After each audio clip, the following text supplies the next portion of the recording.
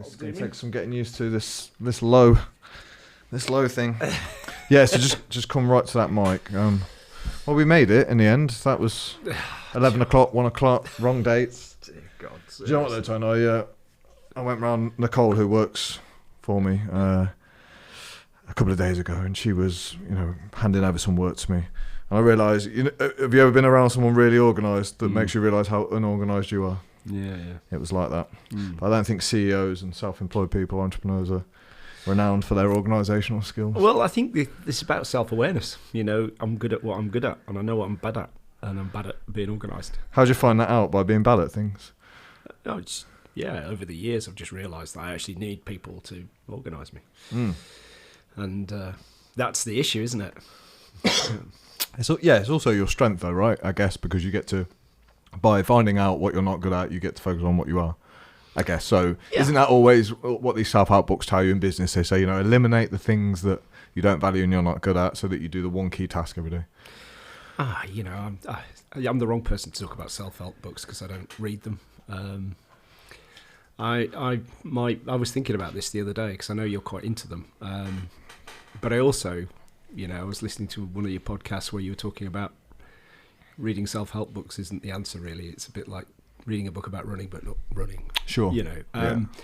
I've been very, very lucky throughout my working life. I've been mentored by some amazing people who are just good at what they do. And, I think you develop by mimicking what you see around you that you like and what impresses you. Yeah.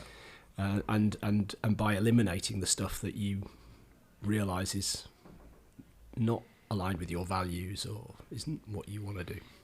Well, we copy things, don't we, from a young age, good and bad. Yeah, absolutely. So I think the importance of...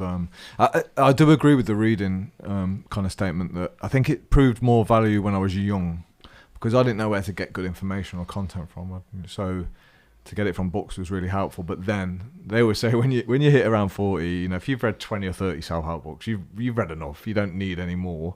You need more, application. And I'm finding that to be true now. Yeah. They're all saying the same thing, Yeah, they will do, because actually life is like that. Actually, life is very complex in some ways, but very simple in others. And I think some of the basic... This is what I liked about what you did when we got to the gym, which, is just step up, be accountable, turn up, do the work. Yeah, these are simple messages, They're great messages for life, I think one of the things that I really wanted to talk to you about today was this, the language of the workforce, or the workplace. It's changed completely in my lifetime, and I think it's gone the wrong way completely, or at least it's gone too far the other way. And I've talked to a few people about this, business people and employees, who work in organisations, and I think it's undoubted that the language has changed, and I'll talk about that a little bit in a minute. But whether that's right or wrong is the bit that people can't quite agree on. So when I first started work, there was an awful lot of discussion about ambition, promotion, hard work, dedication, loyalty, putting the hours in, doing the hard yards. That's what we talked about, because we were all there to get somewhere. We were all there to make a difference, whether that was personally advance yourself, earn more money, be a better provider, whatever it was, that's what we all talked about. Now, I don't hear anybody saying that. I hear people talking about work-life balance, happiness, being kind to people, this kind of a change to well-being, focus on well-being. And I don't think that's wrong, but I think we've almost eliminated that drive and ambition, that bit that we used to have. So on reflection then, why do you think that's happened? I don't know. I can't put my finger on it. I think we have an education system that is, has changed a lot. I'll just push that mic towards you. Yeah, sure. The education system has changed, I think. We don't see education as I used to see it, which is it fills the gap where the parents instill the values and the social skills and all the other stuff, and the school was there to teach you how to think, to give you information, to make you more analytical, to make you a bit of a team player and socialise you. Nowadays, whether parents to some degree have abdicated responsibility for some of the sort of other stuff to teachers, or whether the teachers have decided to do a land grab and become the parents, I don't know. But, we need a lot of the problems we have today, I think, boil down to one thing, is that we seem to have infantilized an entire generation. People don't step up, don't grow up, don't become the parent, don't become the man, don't become the woman. They don't take responsibility personally. If you look around you, people who talk about bullying in the workplace, for example, it's somebody else's problem to fix. So I'm being bullied at work. The company should do something about it. The law should change. The government should step in. The police, in some cases. It's always somebody else's problem to fix. Now, when I grew up, it was like, what are you going to do about it, Tony? How are you going to deal with that? And we need to teach people how to deal with stuff like this. The world is full of different people, and there are some miserable twerps around. There are, and there are people who are obnoxious, and there are people who are antisocial, and there are people who are maybe you don't understand how to behave around women or around others. We have a responsibility to learn how to deal with that as an individual and take ownership of that and not rely on somebody else. Yeah, no, personal responsibility is a word that always comes up in the podcast. So do you think we're not stepping into opportunities now, or young people aren't stepping into opportunities to learn these lessons now? So for example, you go back to the education at school, teaching people how to think. I'm not sure I was ever taught really how to think. And I'm not sure that is the objective, really, of the education system. Oh, no, I do. I disagree on that, because I think I'm not saying it shouldn't be. There's so much to. I mean, we're diving about all over the place, and there's so much to talk about here. Because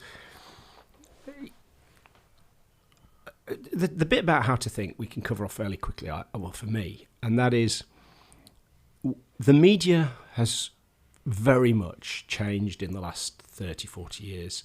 It's got more and more sensationalist. Mm-hmm. It generally exists to attract an audience, and the way you attract an audience is by sensationalizing things. So I read an article. It was in the Telegraph. So I was reading an article day before yesterday, and it said "pound in free fall." Right now, that language is quite emotive and quite sensational. So what do? The first thing I do is, well, let me just go online and let's see where the pound has moved over the last 3, 4, 5 years. And actually, it's been a lot lower than it is today. It's gone up and it's come back down a bit. Isn't that the way it always works? So you think they're exaggerating headlines? Oh, of course they do, all the time. Yeah. It's this thing about... So is this clickbait? Like, read what I'm saying? Read what we're saying? You call it click... Yeah, it is clickbait. It's trying to... It's trying to get people's attention, but what they don't understand is that the downside of that is that it's making people anxious. It's making people fearful. If everything's a disaster, if everything's a crisis, how do people get on with their day-to-day life when they're surrounded by all this? I'm not sure they are. Well, what do you think the intention behind that is? Oh, it's just sell paper or sell papers. Sell advertising. Yeah. Okay. They don't understand the damage they're doing with what they always say, with great power comes great responsibility, but the media don't exercise that power well. They don't exercise it with responsibility. So what you would do then is flip that onto the personal responsibility and then go and study into that headline rather than think, oh my God, the pound in free fall you would do. Yeah, I wonder how many people do that though. Nobody. And this is why I hate Twitter with a passion. I hate Twitter with a passion because it plays to the soundbite politics and soundbite world that we live in. You know, even some really intelligent people that I know seem to buy into this whole Twitter thing. Twitter is a way of providing you with information, but in chunks, tiny chunks. Now, that rarely works in a world that is so complicated as we live in. Mm-hmm. You know, how do you put environmental issues into 140 characters or whatever the hell it is these days? Mm-hmm. You can't. It is really complicated. And so trying to tell people this bad is to me misleading, but it also creates this anxiety because people haven't got the time to go away and go, well, is it bad? I mean, I'll give you a really good example. This I don't know whether you've ever read any of the articles that I've written and put on LinkedIn, but years ago, I was reading a report on homelessness, and I thought it said something like 200,000 homeless or something, and I thought this is just a tragedy beyond proportion. But is it right?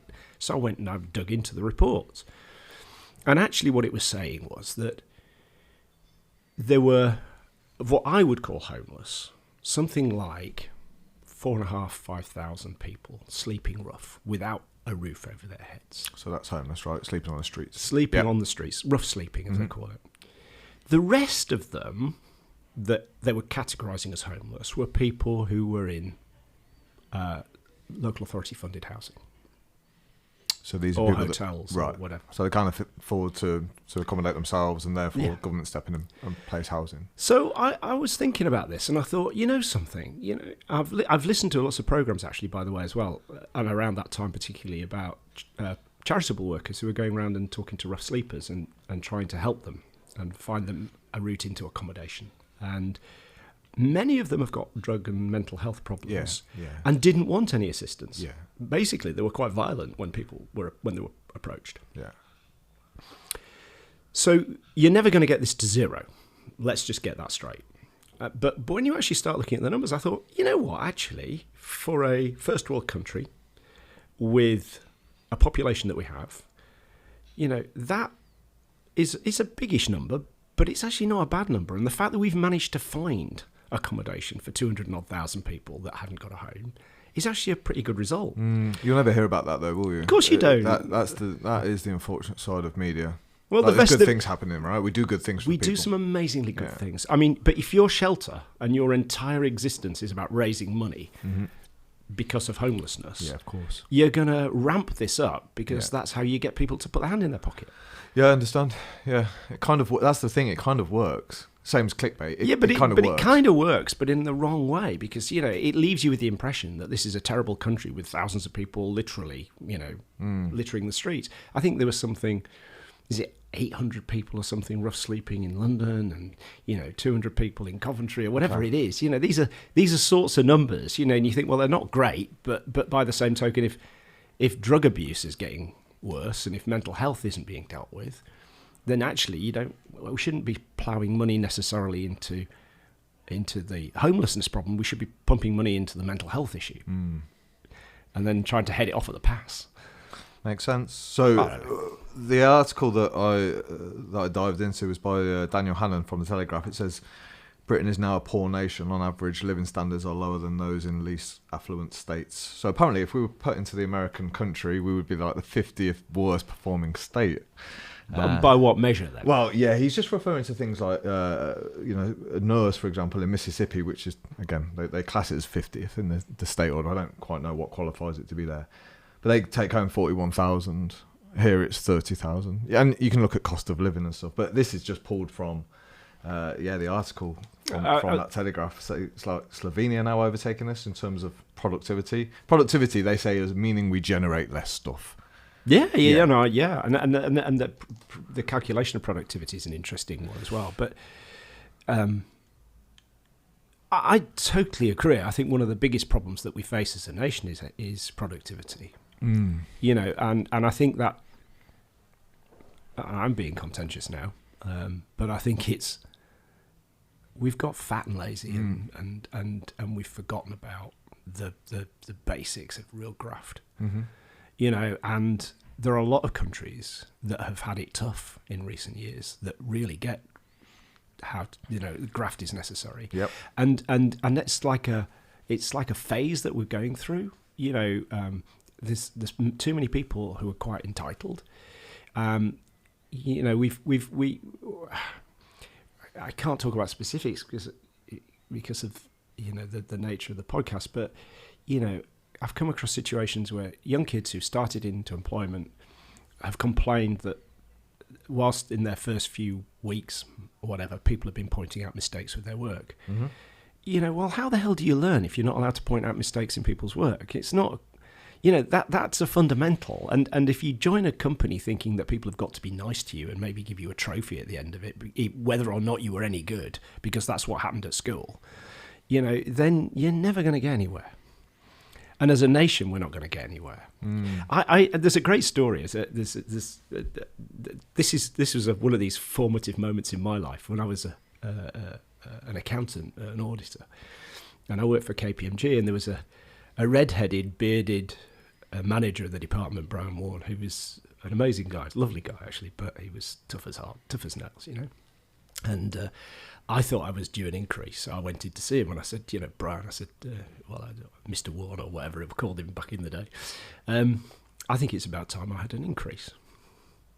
And it was brilliant. He sort of grabbed me he says, right, come with me. He grabbed me by the elbow, and he said, come on, we'll have a look, and let's have a test of that. And he went to a cupboard, and he pulled out an audit file, and he opened it up, and he said, is this your work? And I looked at it and went, yeah. And he goes, not particularly good, is it? And I went, yeah, okay. And he said, that's what it's about, boy. He says, if you want an increase, you got to demonstrate, your value, and this stuff ain't good enough. And I thought, wow. But, I think more people need that kind of lesson. It worked really well for me, because I went away and I went, you're actually right.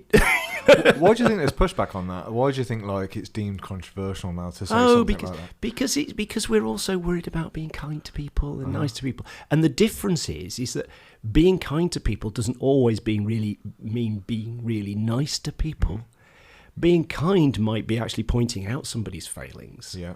And helping them to rectify that. Yeah, that's interesting. I always get the most thanks from my guys in the Batman program when I've been tough on them, and they, a week, 2 weeks later, they go, "Do you know what, Alex? Thanks for calling me out on that, because I've got this shit sorted now and I've moved forward a little bit." Yeah. And they're grateful, because I don't think we have many voices in our life that can say, "Come on, man, you can do better than this." But I also think blokes are terrible at this. By the way, blokes are terrible at this. There are not many guys I know that like confrontation or conflict. Yeah, for sure. Yeah. And actually sitting down with somebody and saying to somebody, you're not good enough. Yeah. And you're not good enough because you're this, this, and this, and giving them a demonstration of why. And so you need to buck up, mate. Not many guys are comfortable doing that. I know women are a lot better at it. Really? I do. And I think guys will take it from a woman sometimes a lot easier. Okay. I know that sounds bizarre. Yeah, it does. Yeah. But I think there's a sort of there's almost, I'm going to be, maybe I'm going down the wrong track here, but a bloke against a bloke in a conversation is a bit more of a sort of a head-on conflict. Yeah. Whereas a woman sitting down, it's almost like mum or nanny or whatever saying, you've been a bad boy, you need to buck up. And they'll take that. It's not a confrontation in that sense. Yeah. And so, I wish we were better at it. I wish we were more honest with each other, and I wish we were able to have these sorts of difficult conversations easier. Yeah, it's funny you say that. There's a lady who used to help a mentor me called Barbara, and she was tough as nails, a really kind person, wanted the best for me. But I would be much more open and willing to listen to her criticisms. I think you think your ego might increase but it doesn't. It actually shatters a little bit. Yeah. There's no, because like you say, guys can butt heads, and then it can become a little bit not physical, but a bit chest out. So I think there's a good argument for that. But Yeah, it's interesting what would happen in the workforce today if that scenario you just said was played out. Take you by the elbow, look at your work, it's not good enough. Yeah. It's almost, would that even be accepted now? Would that be tolerated? Is that allowed? Well, that would be considered bullying or harassment or something possibly. Like that, which is a nonsense. I mean, we've got to be better than this. And actually, I think it's unfair on ourselves. I think what we've done is we've painted ourselves into a corner where we're all considered too fragile, too weak. We've got to be protected. I don't need somebody to protect me. Yeah, I don't think people spot the link though. So when we're talking, when you read an article like this that says, productivity is falling, therefore our country is going to suffer, we will all suffer. I don't think people link. No, absolutely not. I mean, we don't understand the consequences to us, like being weak and lazy and wanting a soft, easy life. I think if that was maybe maybe not. I think it can be explained to people, but maybe if people can see that, it's like actually the hard work will make our lives better. There is something. One of the most successful politicians, and possibly one of the most controversial and hated politicians by some, was Margaret Thatcher. Yeah, I knew you were going to say that then. And the reason why I think she managed to do a lot of this was that she managed to explain things and I think the way she did it was she talked about household budgets. Mm-hmm. And she explained the economy in terms of the household budget.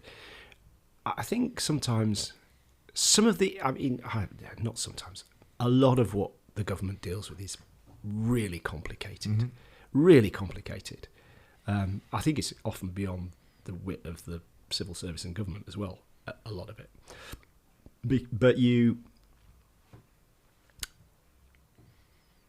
can't expect your average person or anybody to understand some of these concepts, but there has to be a way of trying to get it into a more sort of simplified and rationalized kind of format that people can at least have a think about.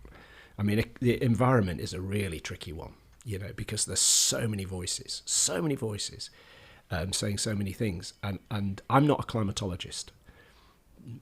I can't challenge the data. I just don't know. I don't know where it's from. I don't know how good it is. I don't know what the measurement bases are, and I don't know, But I do tend to, when I read stuff, look at who's written it and who they're funded by. And there was a good article the other day, I thought, and then I looked at it, and it was actually written by somebody who was part of a think tank funded by the atomic energy industry. So you start, okay, I can sort of see which angle he's going to come from then. Yeah. That doesn't negate what he said, but it does put a different slant to it. But Thatcher was very good at that. She sort of simplified it for people. But I don't think people like it sometimes when it's simplified because it become more accurate and true. So people can get offended by the truth very easily, and probably more so than lies. So if the truth is actually you're responsible for your own situation and mess, in this case, people often really don't like to hear those words, right? So, for example, if you're 5 stone overweight, oh man, it's just so cheap to buy this food. Oh, it's I'm working, blah blah, whatever it is. It's easier to digest that it could potentially be someone else's fault. Oh, of course, it's always nicer to think somebody else is to blame. Of course, yeah, but you're never going to see any form of change if that's the attitude. On bigger picture thinking too, and small. So yeah. I can only see that it would start from personal responsibility. I think you have to meet at both ends, right? There's changes at the top, changes at the bottom. If you worked hard on both of those things, I think we'd improve at a much greater rate. So, at the same time as we should be challenging supermarkets to put good food on our shelves, we deserve to eat half decent food. Yet you should be doing your push-ups at the same time, Don't wait for that stuff to be presented itself. I mean, the food issue is an interesting one because people say, I can't afford to eat well, which is absolute cobblers. You and I know that. I mean, my wife and I, we eat a proper prepared meal every night, and that's not because we've got loads of spare time. We work just as hard as as anybody, and by the time we get home, it's sort of 6-7 o'clock if we're lucky, and then we'll start cooking, and then by the time we've washed up, it's 8:30, whatever. So it's not like whatever. It's just a choice between do we want to cook a meal or sit in front of the telly. Yeah. And actually, when you cook from raw vegetables and you cook from basic ingredients like flour and stuff instead of buying pre-made everything, then actually it's a downside cheaper. It is actually a hell of a sight cheaper. Yeah. So don't tell me that you can't afford to eat well. Yeah, it's interesting because I link all the information that comes out of this article, for example, by Daniel Hannan, and then I think automatically about like the mental health crisis and such. And I'm wondering whether there's some link here. If we're walking around with less purpose, being less challenged. We're seeing less growth in ourselves as an individual, because that's what makes me kind of light up with pride. I'm like, I'm getting better at something. I'm being tested. I'm being challenged. I'm becoming grittier. I'm evolving. I'm becoming a stronger person, and therefore, by definition, I actually can be kinder when I'm stronger. Believe it or not. Of course. Yeah, which people don't like to link those things. But the stronger I become, the nicer, the more understanding I can be, because I'm more confident in myself. I've got my own shit together. But I'm wondering whether there's a link here. If we are becoming this nation that's encouraging a lack of productivity, where do individuals get their purpose and sense of pride? When you finish the end of the day and you're tired because you've given everything between 9 and 6 or whatever it is. Well, I'm like, are we missing that now? Yeah, and I think I remember Mum saying to me many, many, many years ago.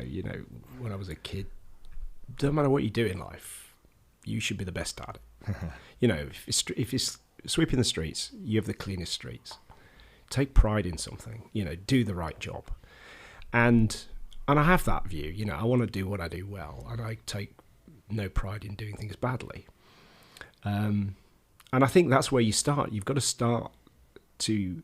It's almost like you do. It's bite-sized chunks. When you're doing training, you used to say to us, don't try and achieve it all tomorrow, but set yourself a goal that you can achieve, and success it fuels you on for more success. Mm-hmm. So if you get to the end of the week and you've done something and you can tick it off and you go, wow, I did that, then the next week you want to feel that same buzz again. Yeah. So you set yourself a little bit, maybe a bit more challenging target, and then and before you know it, you're setting yourself incredible goals.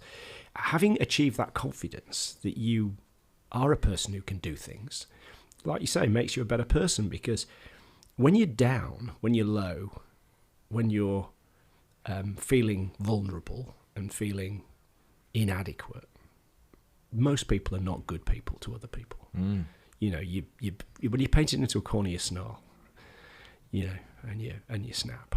That's the truest thing ever. Yeah. Honestly, yeah, you're right.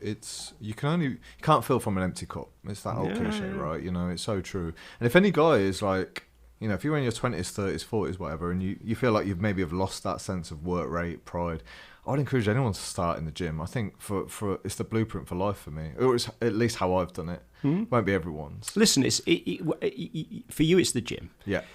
For another kid, it might be level 2 piano. Uh-huh. Or it might be building his first model aeroplane. I don't know. But, make kids feel like they've achieved something. Sure. Build them up. But don't give them a prize for doing nothing, because that's a total disaster. They've got to achieve something. Yeah, real achievement. We've got to we run care homes, as you know, and there's a home up in Scotland that we've got, which has people who've got learning difficulties and so on. And I'm so proud of this. I mean, just recently, I think 11 of them have got their certificates, so yellow belts in Taekwondo. Oh, wow. And I think 9 of them have got French certificates in French. Yep. It's a wonderful achievement. The buzz, the pride, the self-esteem that gave these people, that have got real challenges to face in life. I mean, proper bloody challenges. Not, I haven't got a pair of Adidas trainers that my mate's got. Proper real challenges. And yet they've succeeded in something, and they've got a certificate, and they feel fantastic, and they're buzzing for the next challenge.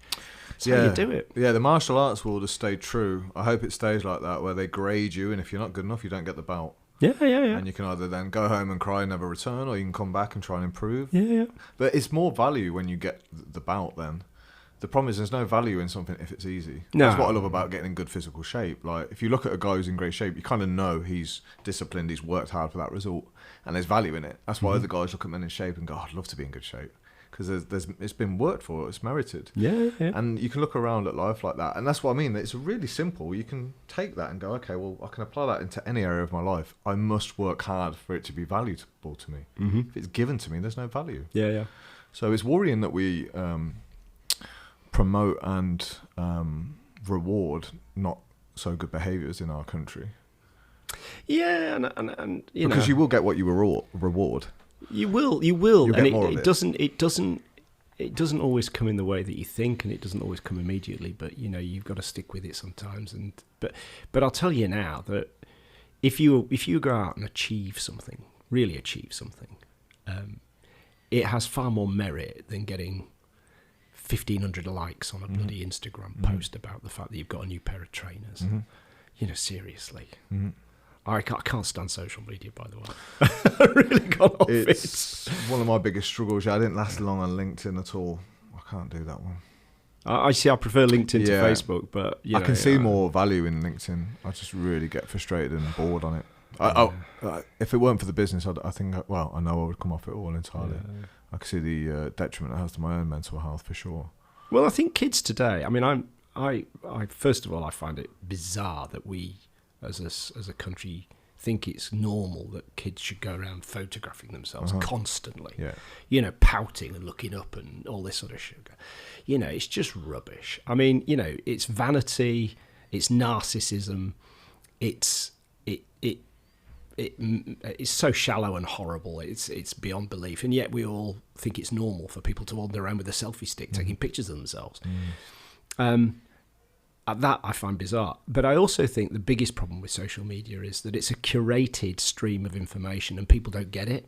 So if you're a child and you see nothing but your friends having a good time and your life ain't particularly great, you begin to feel inadequate. Your life's not great. You have, you get anxiety, stressed by it. But this is what I mean about educating people to think, because what they need to think is, all I'm seeing are little tidbits that they want me to see of the best bits of what they're going through. I don't see all the rest of it. Yeah. And so, my life's full of good bits, but I've got the bad bits as well, and they have as well. And you've got to remember that. You can't just compare your entire life, your existence with good and bad alike, with the curated good bits of everybody else's lives. Otherwise, you're always going to be depressed. And kids are depressed and anxious these days. And it doesn't surprise me, because they're not taught to think that social media is feeding them a stream that is not real. It's completely not real. I know. I'm wondering who's capable of teaching these kids how to think, though, because most adults are the same. Yeah. Well, when I was at school, the one thing I will say that set me up for my entire life was a good education, and I was really, really grateful for that. But, we had a debating society, which I think was fundamentally brilliant, and kids should learn how to debate. But we also were taught to challenge things. So, I would read something, and then somebody would say to me, well, what did you think about that? And I go, it was shocking. That was a terrible thing that so-and-so did, because it was a history book and it was explaining something. And then they go, well, have you read anything written by the other side? No. Okay. Well, why do you find something that maybe shows a slightly different perspective on that situation? Oh, okay. All right. And then you sort of dig into it and you go, yeah, there's two sides to that. Okay. I get that now. Yeah. History is written by the victors. They always say that, don't they? But I mean, There's two sides to every argument. And I mean, a classic at the moment is this thing about the slavery and the activities of the British Empire, and we're all terrible because we were slavers, and and they're pulling statues down left, right, and centre of people who are involved in slavery, and it's just nonsense when you think about it. It's history. You can't change it by pulling a statue down. Actually thinking about it and understanding it is a better way forwards. So actually, putting an explanatory plaque around it saying this happened, this was when it happened, might be more useful. But people they don't think about it. They just think, oh, that bad. Let's bash at it. But when you think about the history of the human race, in our known recorded history, slavery has been happening all over the world. It's been carried out by all sorts of people, sometimes against their own people, often against their own people. And Britain was the first country to fight to make it illegal. So why are we so bad? Why are we so hard on ourselves? Why aren't we proud of that? Why are we not proud of that? We were the first nation to go, this ain't right, and actually fight for it. And yet, no, everybody's so down on us. Well, we're down on ourselves, aren't we? It's we've done a lot of good things as a country, but there isn't that. I think the same impression is in America. No one's really proud to be from that country anymore. Like, even if you said someone you're proud to be British now, I'm not sure many people would be answering yes to that, or even know what we stand for. We talk about personal values. What are Britain's values? Well, I think that a lot of that again falls at the feet of the media, because there's nothing we enjoy more in this country than pulling people off their pedestals. Oh, we love it, don't we? We absolutely love it. We take great delight in destroying people. It's important to understand people's character, but on the other hand, we all need somebody to look up to. We all need somebody to look up to. And we don't have anybody to look up to anymore. Who do you look up to? Oh, people in my past, my father, some of my previous colleagues at work, mentors that I've had, people with good moral character. Yeah, it's character, isn't it? It's character. Yeah. So this is why this Lawrence Fox thing at the moment is, it doesn't matter what Lawrence Fox ever says or does now. He's not about this, because I don't know anything about this. He's not a person I ever want to have anything to do with, and I don't think anybody else should either. So firstly, who is Lawrence Fox? He's an actor. I think he played a part in some detective show. I can't remember the name of it. I don't watch TV. I feel so out of touch on it. He's an actor, and he's now a political commentator, and he's known for his contentious views. And he was on Dan Wootton's show on GB News just a few days ago, and he was talking about some woman, and he made an absolutely vile remark about what self-respecting man would ever want to go to bed with this woman, this sort of thing. In the context of a programme about political views, it's totally inappropriate to start bringing up very personal and quite not misogynistic. I don't think it was. I think if it was a bloke, he'd have found something equally nasty to say. I don't think it was the fact that she was a woman. I think it was just you got an insight into the kind of person he really is and what he's really thinking, and it's vile, and it should never have entered his head. If you disagree with somebody, if I disagreed with you, if I started making personal comments about your appearance or your ability to attract women or whatever else, I've lost the debate before I've even begun, haven't I? Was that the setting then? Was he debating this woman, or was it just reference to some... No, they were on a show on GB News. Wow. It was live. Yeah, and he said that live and the interviewer, and he have now been suspended by GB News. Wow. Okay. Rightly so. Yeah. But and GB News have completely distanced themselves from his comments. But the point is that, the people in my life that I respect are people whose deep moral values, are aligned with mine. I always get the guys to do this, like write down 5 people that you would admire, and work ethic is always there too, character traits. So it's insane to me why you wouldn't want to start to apply that yourself. Like what you admire, they say you should inspire to be and do, which is kind of the argument about social media. Sometimes there is gold in it where you can find these inspirational people and you can follow the people that you would like to be like, and you can almost imitate in a healthy way. So it's not comparison. It's a bit like imitate. Like I think we started off this podcast, didn't we? Like there are people that can lead the line well. And if you can find those and somehow silence the absolute trash that's out there, that's why I love this podcast. I get to pick your brains, for example, and look at what you've achieved and learn from you. And it strikes me to be a bit crazy why more people don't want to do that, because there's a lot of knowledge out there from just spending time with people, learn it, and you can copy to make your life better. You can, but I think you've got to be, again, this goes back to my questioning everything, and I question everything. Am I perfect? No. Nobody is. Am I perfect? No.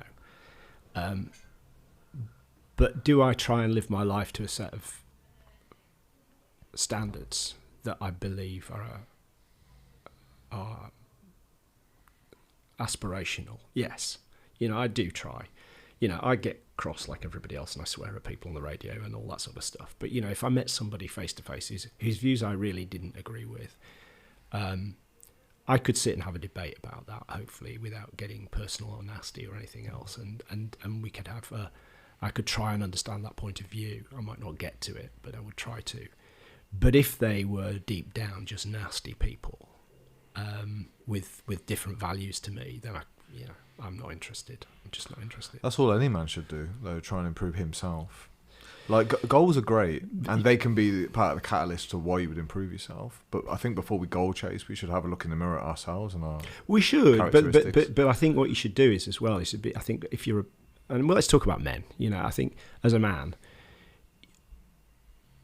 we don't have a lot of friends generally, blokes. Yeah, very true. Handful at the most. Well, I think that the latest stat says each guy has on the average of one person that he could phone in an emergency and say, "Look, I need to talk to you." Yeah.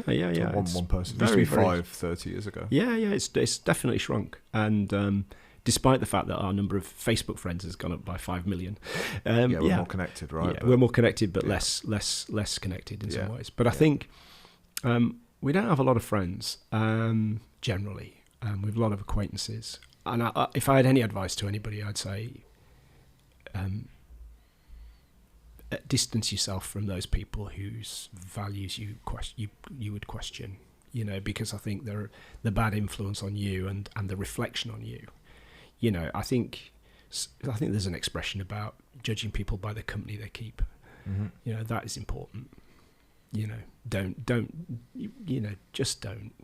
Don't associate yourself with people whose values are, if I knew somebody that a friend of mine who I suddenly realised was a rampant racist or a misogynist, that would be the end. The likelihood is though you attract less of those people into your life if you're the guy on a self-development path. So if you're all about, without a doubt, do you know what I mean? If you're working on character and, like you say, I want to live by my values and they're important to me, you will be, by definition, you'll attract better people into your life. This is where you've got to be careful of, we can point the finger out and say all my friends are shit. So it's like, well, hold on, let's spin that round. Are you just the same as them? Yeah. It's just you're not seeing it. So I think another reason to work hard is you attract hard workers into your life. You do. People with good work ethic that inspire you. Yeah. Like, it's hard to be inspired by someone who doesn't work hard. It really is. Like, well, if your entire life is slamming the door at 5 o'clock and running out of the building so you can go to the pub, you're going to bump into people who've done the same thing. You're not going to find me in the pub at 5:05. Do you know what I mean? So you're going to end up mixing with people in your life who, and if you don't like your life, you mix with the wrong, your life is guiding you towards the wrong people. Yeah, and I don't want to pretend it's easy to get out of that slump, because I know it isn't, but there is a way out. In theory, stop going to the pub, hang out with better people. I get that. Yeah. But I think the reality is it is a little bit more difficult. Well, it's a good example. It's like, just going back to that work example. If you're the one who's stuck around at 5:30, even though you paid until 5, but you stuck around till 5:30. The only other people that you're going to meet are guys who stuck around till 5:30, who've got the same ethic, that wanted to get the job done, that needed to be there until it was done right, that didn't run off because they weren't getting paid for it, and management spot that. You can't help it. You'd have to be blind and stupid. I sit at my desk, and if I see the chair spinning because somebody's run out the door at 1 minute past 5. I'll just think to myself, I wonder if they managed to get everything done that they needed to get done today. I would also look at why they're running out the door. Like, if let's say they've got 2 young kids and they want to be an amazing dad, and I'm like, part of me has to think, like you said earlier about, viewing it from 2 sides, because I'm sometimes very guilty of, like, every man should train, every man should do this, and it's interesting to take other people's opinions and views. Alex, people I'm sure thought about the same about me when I was running off to come to your sessions. Yes. I was leaving the desk, I was putting my coat on, and I was running out the door because I needed to be at the gym. Yeah. But actually, they knew what I was doing, and they knew what kind of person I am, and they knew that I'm on the bloody back on it. But you used to come at 8 p.m. So that was how hard you worked. It weren't like you were finishing at 5 to get there for 6. You were there at 8 p.m. like what I used to call the graveyard session. For people crazy enough to do a whole day's work, and the only time they could train was at 8 p.m. It was either that or nothing. Yeah, but it made me feel good. It was a hard day, but it actually improved my day. Absolutely. But again, it's another example of, like, it's not always convenient. I think convenience is the thing that people chase, and it's the thing that makes us overweight and unhappy. I know, but there's no simple answer to anything.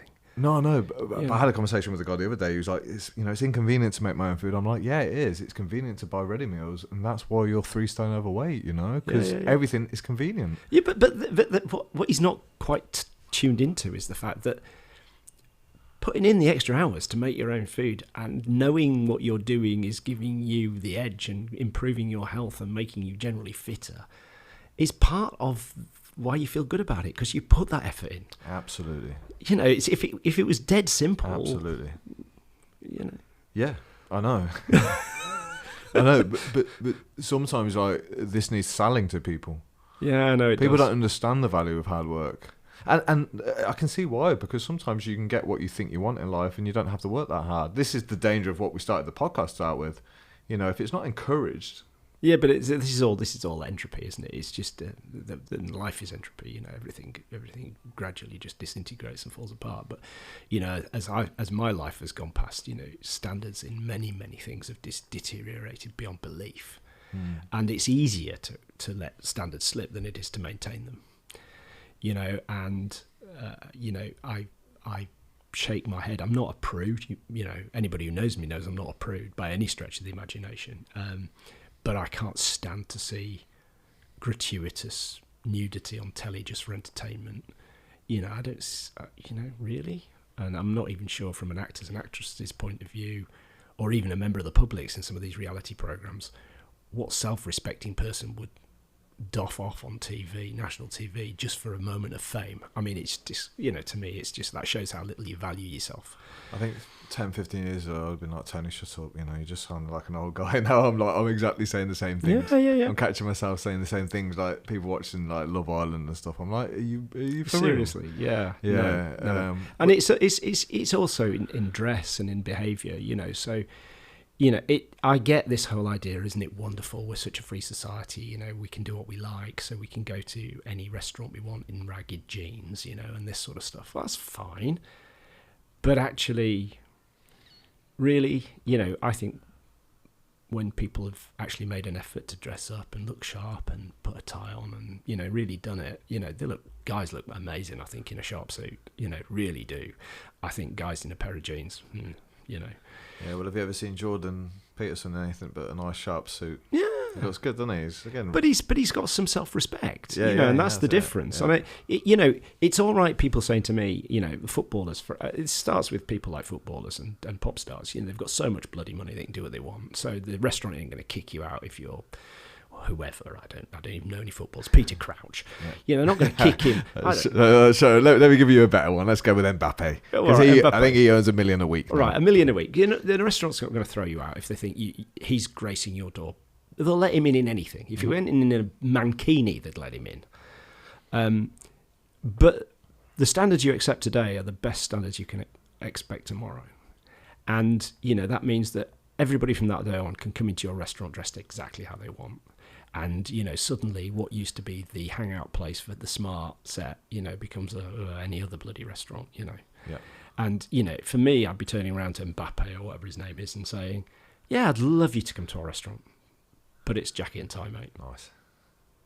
Jacket and tie. It doesn't matter who you are. So being the CEO, how many employees with HMS now?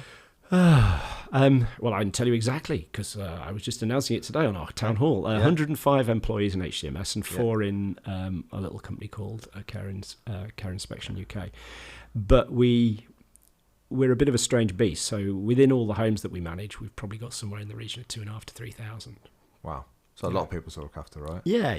So what are the most obvious challenges that you face then, and how do you ensure that you're A, keeping everyone happy, and B, getting the best out of people without upsetting everyone en route? It's really difficult.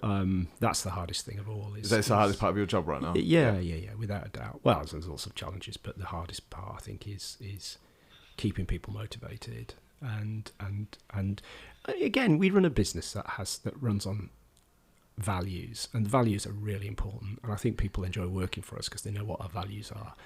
We respect each other, we work hard, we treat our clients properly, and I think deep down we realise that what we also do is very worthwhile socially. So we deliver brilliant care to a vulnerable group of people. So it's something that's actually, you walk home at the end of the day and think, I've made a difference to people's lives. It's great, and genuinely we do.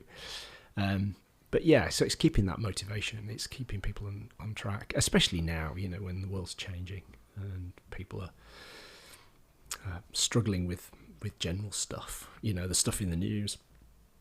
If life's hard because prices have gone up and you feel like you've got less disposable income and your mortgage is hiking and your energy costs are soaring and everything else, and then you read the newspaper and you realise the government hasn't got a clue and that the country seems to be sinking, and it's all too much, isn't it? So how do you keep people positive, about work? How do you do that? Well, or how do you try? Well, what I do is I'm lucky, I think, because I can. We're the biggest and to some extent the oldest and the most successful company in the country in what we do, and we're very well respected by those clients that we have, and so you can hold your head up if you're held in that esteem, and I do try and make sure that the staff understand that we are held in that esteem. That's one way of doing it. I work for a company. They can go home and go, I work for a company that is really doing the job. And people appreciate it. What do you think someone like Elon, who comes into a business like Twitter and wipes out 80% of the force and says, look, this is how we're doing things. If you want to work for me, we work hard, all this mindfulness stuff, great, but you do it in your own time kind of thing. Like, what do you think to that approach? Yeah, great. Yeah, absolutely great. We don't do a lot of mindfulness and stuff like this. As you know, we did during COVID. We got you involved, and you did some amazing stuff with the team, and they really benefited from it. Because I think in those days, everybody sat at home and they're feeling very disconnected, and they needed something to motivate them and to keep them challenged. And you did a stonking job on that for us. Thank you. But I think. We're back at work now, and now's the time we go back to work, guys. Mm-hmm. And there's no other way of putting it. I'm not your parent, and I'm not responsible for your family, and I'm responsible for giving you a job and job security, and as a team for hoping that we feel like a team, that we do good things together. But there's a lot of stuff that you're responsible for. So if someone's got like low mood or feelings of depression, then is that the approach to it? Be like, look, no. So absolutely not. How do you support the team? Well, because we've all the sort of heads of department are very finely tuned into their staff. Yeah. So if they see somebody struggling, they'll step in. So someone flags it up. Yeah. So what's the I think the first thing I would hope is that they have a quiet conversation and say, you don't seem yourself. What's the problem? Uh-huh. Is there anything that we can do? And we'd start to look at it from that perspective. And as a business, I think you'd always do that. But what I'm saying is that, I'm not going to proactively step into people's lives to try and make them change or make things different. That's not what we're about. So it's that skill of leaving the door open for people that want to reach out and say, without a doubt. Yeah. You've got to do. I mean, there are days when I bloody need support. Sure. Yeah. I walk into the office and I'm like, oh my God, I don't think I can do this again. Yeah, absolutely. Me too. But it's interesting. I will always go to the strong individuals to help me out. So again, going back to what we keep referring back to is those stand-up guys or girls who have put the effort in, put the time in, and they're the people you need to lean on when you're struggling. If we haven't got people to lean on, we're in trouble, So we need hard-working, strong people. But it's funny you should, this. Oh my God, this is again. It goes into so much stuff. We need people to go to. We need because we're social animals, and more than anything else. But community is disintegrating. Yep. We don't have those links that we used to have. Yeah. So, you're saying, guys used to have 5 mates, now they got 1. People used to live next to each other for long periods of time and they knew each other and they knew their families. Now, you move in, you don't know your neighbour. You probably haven't met your neighbour more than twice in the last year. You both going in and out to work and they're going in and out to work, and other than to say hi and recognising them, you probably don't have any other communication with them. We're not socially bound anymore. That fiber's missing, and I've been really challenging myself to say whether there's any route back to having that, because I think that really matters. Somebody once said to me ages ago, a young lad who sort of said he was taking time out of work and he was going to get a van, and him and his wife were going to go touring Europe. And he said he wasn't really sure what he wants to do with the rest of his life. And I said, well, the one thing I will say to you is for me, finding somewhere to live, because I've moved a lot in my life with work. I've literally followed the work and sacrificed so much for where I am. But I said, I've canned that now. I need to be somewhere. This is home. I've planted a flag. I've put some roots down. This is home. And so I'm a Yorkshireman, and I will always be a proud Yorkshireman. But, you know, this area of the Midlands is where I live. It's my home. You know, and I've been here a long time now, and I ain't moving. Do you ever experience loneliness? Oh, yeah. Yes. But in a different way. I mean, I'm blessed. I've got a fantastic wife. And a lovely dog, yes. It makes a big difference. I love him. Yeah, he's an big Dexter treasure, isn't he? He's a big unit, mate. Softy though, I love him. So soft, playful, so soft. I mean, I came down this morning and he literally just pinned me to the sofa and licked me. You know, you're just like, oh God, you're here, Dad. You know, whoa. Just love it. But I suppose the issue for me is loneliness. The only loneliness I sometimes feel is. I have my mind works in a very different way to a lot of people. I'm very, very analytical about things, and I do spend a lot of time puzzling over things, and I don't find many people who get that. I love our conversations because, and I've got one or two people who I really enjoy sitting down with and talking to, because I can get into a proper debate and discussion about big things, and they're interested, and we can toss around ideas and reshape our thinking, you know, and sometimes when I don't have that, I feel quite isolated. You know, I need that. That's the sort of stuff I feed on. Totally understand. Yeah, it's something I've experienced lately too. Not because I don't have friends, but sometimes when I'm out with my friends, they're on their phone, and I find that really difficult. So that's even more lonely, you know, when you just kind of can see what's happening, and you're like, dude, you're not even here. It's really it's quite sad. And I've got to the stage now where I will comment and just say, look, do you mind just putting your phone away, or otherwise this ain't us catching up, is it? No. So that can make you feel it. The problem when you do a lot of this awareness work is you see things that you might not have seen before you did the work, and that can be painful. You can see everyone like a zombie, whereas before you were the zombie. Yeah. You know what I mean? Now you can step back and go, what the hell's going on? Yeah. I see it at the gym all the time. Like, I swear to God, Tony, sometimes I feel like I'm the only one training in there. It's this FOMO though, isn't it? Yeah. It's FOMO. Yeah. That's what it is. And we're trained, you know, dopamine. You know, we know why it happens, don't we? We know the chemical process that's going on. Yeah. You know, they need that dopamine hit, and they're fearing that they're missing something that's going to give them that dopamine hit. It's an addiction. Yeah, it's the same dopamine that you get from working out. It's the same dopamine you get from accomplishing things. Yeah, the only problem with working out and accomplishing things is it requires effort first. Yeah, but so does a relationship. Sure, and that's the difficulty that I think, you know, and you're right that it gets harder. We've got to that point now where before, if you were prepared to put the effort in, there were enough people out there to go to have that, to put that effort in with and have that relationship with. Now, everybody's like in their own little isolated patch, so there aren't that many people you can approach to have that with. I think people find me sometimes probably a bit hard work, because I won't just, if we met, you know, before I would give it 10 minutes. And well, you did. You came around to our place, didn't you? And within 10 minutes, we're talking like this about big things, about life, about all sorts of stuff, not just about Dexter. That's who I am. That's what I like to do. And when I've walked away from it, I feel, oh my God, you know, we've actually had a discussion and it's been great, and I feel a buzz for that. But if you and I just met and it's just like, oh, what have you been doing? Oh, nothing. You know, been on holiday. Yeah, it was great.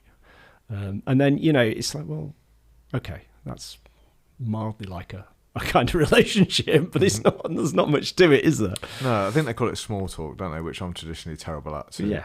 I mean, look, I pay for it. I pay for this studio so I can have good conversations with people. You know, it's what I thrive. I love it. Yeah, I think it's great, and it's such a shame to lose that, and to lose that kind of art of debating I think you're always going to learn with someone like yourself who can debate, and it's not. And I think some people think debate now is like, I'll scream louder than you, which is awful. Yes. Like, and it's what a lot of the young people think debating is, or taking a stand. It's like, no, that isn't. No. It's having, because if you really understand something, you can articulate it. I don't think many people understand what they're debating. Well, Brexit was a great one for me. Yeah. I mean, when Brexit happened, I voted to leave. I'm quite happy to say that. But I had a lot of Remainers who would come and tell me that I was the worst thing since sliced bread, and sometimes very impolitely. But when I actually sat and said to them, I said, well, you do understand how Europe works, the EU, and you do understand how it's structured, and you do understand how many people work there and how much it costs, and how much we put in and how much we get back out. And any of that, they didn't know anything about it. But I was still a monster for wanting to leave. And I'm thinking, well, at least I've done some homework. But if you were prepared to have a conversation with me without shouting at me and calling me a Nazi, we could, maybe you'd learn something. Maybe I would. Do you know what I mean? Yeah. When did we lose that art of sitting and having a conversation? I don't think a lot of people have ever had it. You don't think so? No. No. And I think social media makes it worse, because if you read the comments under most things that come up on social media, there's only 3 comments down before somebody's calling somebody a Nazi. Yeah, and like you say, if Twitter's 140 characters, such short form, you've got, like, say, 140 characters to get your point across, for it to be well received. It's almost the exact opposite of this. What we're doing, sitting down for 90 minutes and actually talking. But if I said something like, I don't know, let's chuck this out here. I'm sure it'll be taken out of context by somebody. But if I said I disagreed with the idea of pride parades, I'll guarantee you within 10 seconds somebody's going, he's a homophobe. Bloody not. Yeah. Absolutely not. But I just want to debate the idea about whether or not we should have thousands of people wandering around the streets with their asses hanging out of their trousers. Do you know what I mean? Yeah, absolutely. Coventry City Football Club have just released the Pride kit. It's multicoloured stripes. And again, no issue with it, but I'm like, why do we have to do that? I don't know. It's a football game. It's like, where's the link? Well, interestingly, that goes on to another topic, which for me is about the way the society is being sectioned off into little groups. Identity politics, they call it, or identity groups. So, I think that we win the war on racism, we win the war on feminism and sexism, and we win the war on this whole trans and LGBTQ issue when we stop talking about it completely, when we don't have these conversations at all, when it's just accepted. When you're sat here, somebody who's trans is sat there, somebody who's lesbian is sat here, 3 more women are sat around the table, and nobody cares. I've said this to you before. I've been asked, and I don't know. I don't know how many Jews work for us. I don't know how many black people work for me. I don't know how many lesbians work for me. I don't care. I don't care. I just care that the right people sat in the right seat doing the right job. Yeah. And if you apply for a job, I don't care whether you're 5 legs or whether you're bright blue or whether you've, I don't care.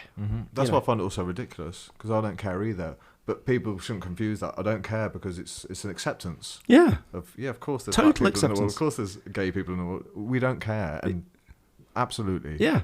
So making me count it, if you make me count it, or you make me recruit 50% women, or you make me recruit whatever it is, 5% Jewish people or 5% Muslim people, if you start doing that, that shows you do care, and there is a difference, and you're emphasising the difference, and that to me is worse, much worse. So, does that mean that equality isn't such an important issue? It should be like equality of opportunity, perhaps. That's what we should be chasing. Because say equality, we say 50% men, 50% women. Where I'm like, well, we should give everyone a shot, and therefore it will just sort itself out anyway. Well, it's not equality. It's not equality to say that all trawlermen have to be women. Half trawlermen have to be women. That's not equality. That's some arbitrary target. Who wants to be a trawlerman? Well, let's say 95% of the people who want to be a trawlerman happen to be men. And let's say that 100% of those men that want to be trawlermen happen to be bearded, very, very testosterone heterosexual men. Well, how are you gonna force a situation where you've got 50% women, of which 5% are lesbian, And you know, it's an absurd kind of thing to be even measuring. So if somebody comes to me and says, Tony, you know, in your organisation, 50, well, actually it'll probably be 65, 70% of your people who work for you are women. That's, you know, well, they wouldn't argue that that's wrong because it should be 50-50 with men because that's roughly the population or whatever it is. But let's say they did. I'd say, well, really? Why does it matter? You know, as an organisation, we're in healthcare, so we're going to attract more women probably because they're more attracted to that kind of role, that kind of business. So if someone comes along now and starts to try and, you know, enforce these measures on you and say, look, Tony, we need 50% men here. Are you done then? Is that the point where you say, no, I'm not? No, not doing it. Yeah. Not doing it. And I'm not pandering. I'm not getting into it. As far as I'm concerned, we treat people with respect, whoever you are and whatever you are and whoever you happen to worship or whoever, you know, wherever you happen to come from, you are all treated equally. Yeah. And, you know, if we put a job up, I don't care who applies for it, the person who can do the job the best will get it. See, what you're saying just seems totally normal to me. I don't Of course it's totally normal, but you have to make a point about it these days because there are so many vested interests trying to push a different agenda. And I think the agenda is actually reductive and counterproductive. You know, if you keep emphasising this issue about... Somebody was on about this the other day about... what was it? I was listening to something on the media and it was just truly bizarre to me. And I think it was about... What was it? It was about... that's right, Jewish... It was something about this film, a film that's been made, and an actor who had a prosthetic nose put on because he was playing a Jewish guy. I should know this. Steinberg. Anyway, so basically, within the conversation, this Jewish actress said, in only 50% of cases where the part called for a Jewish character, did the search for the right actor specify Jewish people to apply for that part? And in my head I was trying to think, well, surely in a world of true equality, everybody should be allowed to apply for that part. And the person who can do that part the best gets it, whether they're Christian, Jewish, Muslim, whatever. You mean because it's acting? Yeah. It's acting. Well, have you heard the latest thing about to win an Oscar now? There is this rule you have to have X amount of black people. Honestly, I heard that on a podcast. I think it's legit. To qualify to win an Oscar now, you have to have certain... But that's the media, isn't it? Because what will happen is you'll have a number of films made and you'll have a number of people proposed and you'll have an outcome. And if then they'll be sat there and they'll be running their little tally. Well, how many men were put forward and how many women were put forward? And the answer to this isn't to go mad with the Oscars panel or whatever it is that decides on this. The answer is to have why weren't more people pushed forwards from these minority groups? Just ask yourself that. You know, were there any people really worthy of an award in the other categories that you're complaining weren't represented? I don't know. And it's surprising how many big companies and such have folded so quickly in terms of they've just gone along with everything because of this cancellation culture that we live in. You know, I mean, why, for example, did the Bank of England fly a pride flag over it? What I mean, I'm not against pride. I'm not homophobe. I'm not nothing. But it's a bank. What's representing minorities like the LGBTQ community got to do with being the Bank of England? Yeah, and who's making those decisions? Yeah. You know? So if it should fly the Union flag. If it's our younger people that have come through the education system that is, we think might be flawed, it's easy to see where these decisions, marketers, for example, if you've got a 24-year-old marketer now, it's probably, they are going to probably push towards this whole representation. But do you think people are going to make decisions about who they bank with? Because, no, but there might be more downfall to not doing it in the media eyes. So that might be the Bank of England. Can you imagine the headline? Bank of England refused to fly pride flag. Yeah, but you can see there's that headline again. Oh, what, the Bank of England? Well, I mean, if I were the the governor of the Bank of England, I'd turn around and say, because we fly the Union flag with a national bank of the United Kingdom, and gender politics is not something we want to enter into. It takes balls, and it might come at a cost as well financially. Like whether we like it or not, there might be a downfall to not going along with this. Yeah, but that's blackmail. It's like sure, people works, pushing an right? agenda. Yeah, maybe. That's the problem. I think a lot of the what they're enforcing is working. Yeah, I just think stick to your knitting, guys. You let other people fight. We'll talk about admiration. Like how inspiring is it to see somebody stick by their guns and say, do you know what? I think this is wrong. This is how we do things. Hate me or love me, I'm going to carry on my path. I think there's nothing more inspirational when somebody does that. Yeah, absolutely. This is what I believe in. But that now you're getting back to the very earlier point that we made about people's values. Yeah. Are you prepared to stand by your values, or are you prepared to compromise those because you're scared? Yeah, absolutely. Values is brilliant when your values are tested, and you've got to know them, because when a decision is or is presented itself in front of you, you can make it if you know your values. Yeah. If you don't know what you stand for, how do you make big decisions? Yeah. So you've got to know what you stand for, and if it's honesty and courage, then guess what? You're gonna have to be honest and have some courage. But everyone wants courage, but what courage really means is like fear is there, and I'm still gonna face it. I'm going to face it. I'm not going to bow down. I'm not going to dodge.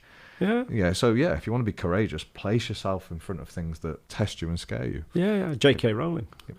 Absolutely. Yeah. That was crazy, right? It's nonsense. It's almost like the madness of the crowd. We'll have you. Yeah. We'll sort you out. Yeah. Oh, really? Yeah. But it's a bit like a mass psychosis now.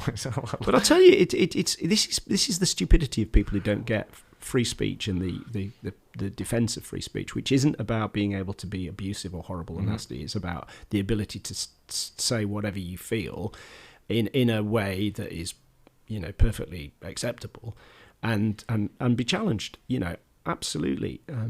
People have got to understand that it's all very well saying free speech is fine as long as it's my speech. As long as you're saying what for me, not for thee, as they say. Yeah. But what I'm saying is, we went through the Nazis were burning books, if you remember, at the beginning of the war. You've got to be indoctrinated with what I think is right. We're banning books in schools because we don't think that kids should be, allowed to think about alternative ideas. This is the wrong way, because one day this will all flip around, and those people who are getting books burnt today will have their books burnt tomorrow. Yeah, people forget that, don't they? Yeah. So with the Nazi thing, I think that's a great thing to be educated on, really understanding about why people do that kind of thing and the amount of fear behind it, from, how fear can work against us and for us. So I think education is the key, not tearing it down, pretending it doesn't exist, pushing it to the side, trying to suppress things. Because we don't teach humans to do that. We never teach humans to suppress. We teach humans to be self-aware. Yeah. And we should be aware about things that are going on in the world too, and have the ability, like you say, to be taught to think, question, make up your own mind. Yeah. But there's very few people now that will think and then have the strength to make up their own mind. They will want to be told what to think. Yeah. In fact, there's really good examples of people coming out of dictatorships and then wanting to go back in. Yeah. Because, hold on, we've been told what to eat, how to think, what to do, and now freedom? Freedom comes at a cost. You've got to think for yourself. Yeah. There's responsibility with freedom. There is. Isn't there? Sounds great. Freedom. Everyone wants to be free. Okay, it's on you then. Yeah. Yeah. A lot of responsibility in that, isn't there? Yeah, and it's like that at work as well, I find. Some people want the responsibility, and some people are happy to be told what to do and to get on with it and to do a great job.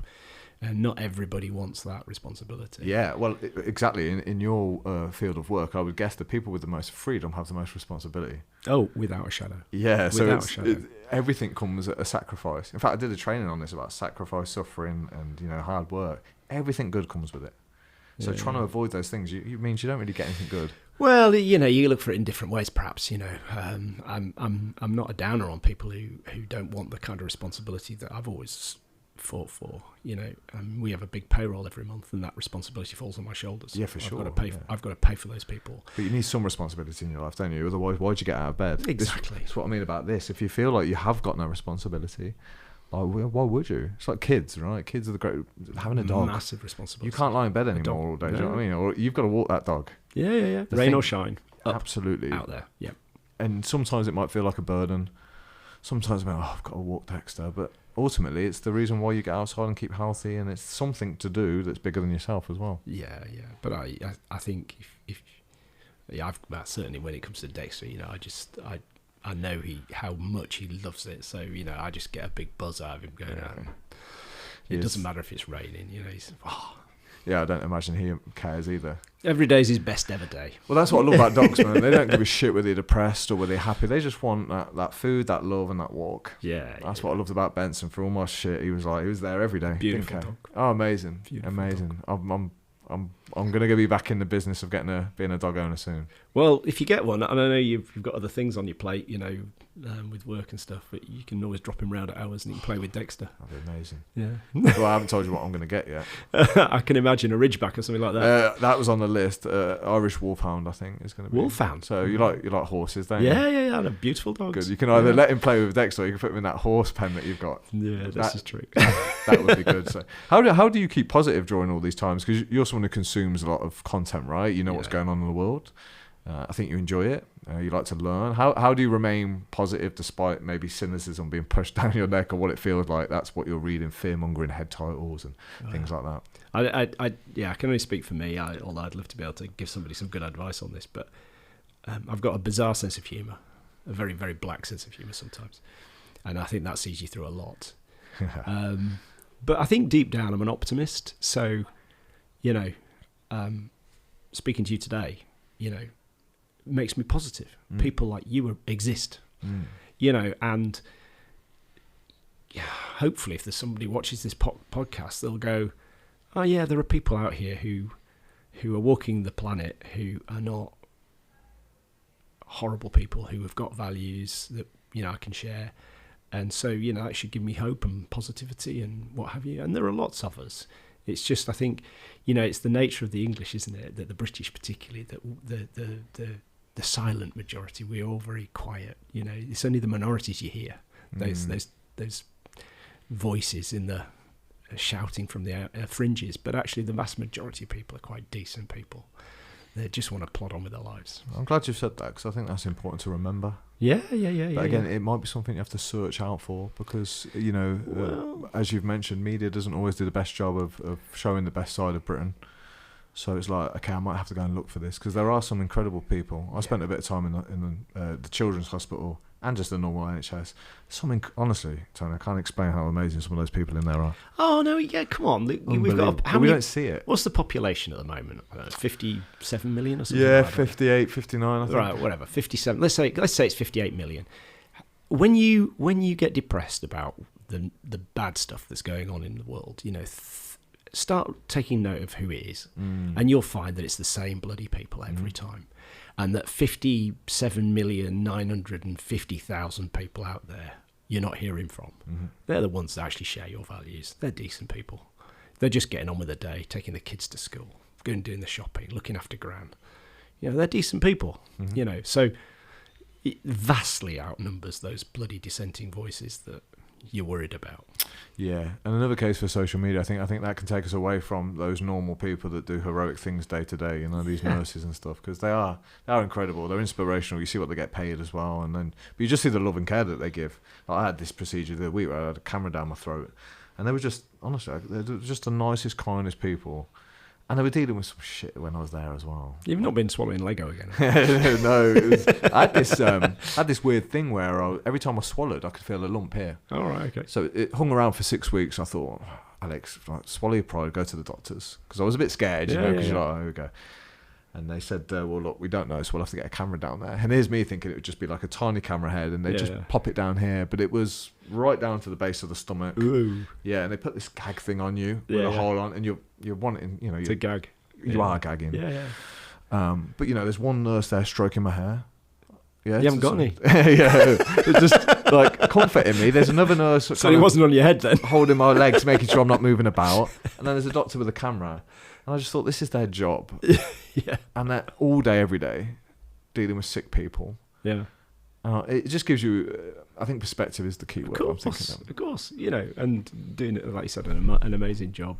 But it doesn't matter to me whether you drive a bloody lorry or whether you're digging the roads or whether you're you're doing open heart surgery. You know, we're all out here making a living, doing our best, you know, or hopefully doing our best. And we should just all treat each other as equals rather than people that we look up or down at. You know, we're all inhabitants of a country we should be proud to be living in. Absolutely. You know, I wish we had more patriots. I wish we had people who were a bit more positive about us.